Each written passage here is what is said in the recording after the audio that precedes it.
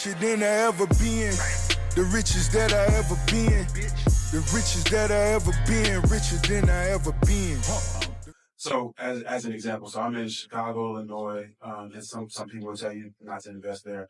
I'm in Huntsville, Alabama. I'm also in Florida and in Seattle, and every region is different, right? Every area is different. And as an example, Seattle, I don't invest in Seattle for cash flow.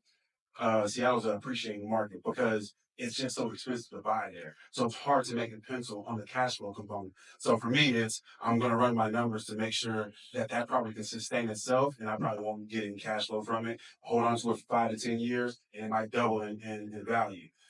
That's not the biggest part of my game plan. Like that's just one-off stuff that I would do there. I'm looking for cash flow, like I said. So Huntsville, Alabama is a growing market. It's one of the fastest growing markets in America. It's one of the cheapest markets to live in as well. So if you're able to get into Huntsville and you're able to get into a value add opportunity based on those different criteria that I mentioned earlier, that's a long-term play because that market's growing. The economy is growing there as well. So it's more about just doing your research before you dive into any market that you go in, because every market is different. Every region is different, depending on how what your investment criteria might be.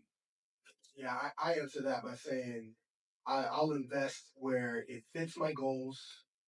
I have a distinct advantage. So just picking a random market just because I hear Charlotte, North Carolina is a great market to invest in right now. It's booming. I'm not going to invest there, but if I have connections there, a great team, like I was talking about the team, then it's like, oh, I got people there. I hear the market's good.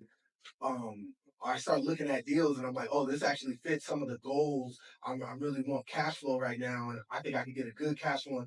Now I'm like, okay, there's reason for me to go there, but people be chasing fairy tales and just like this market's great, that market's great, this opportunity.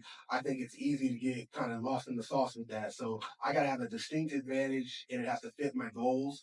And the last thing I'll say is it has to be somewhere I don't mind visiting. Well, I mentioned I had stuff in Ohio. I ended up selling it all.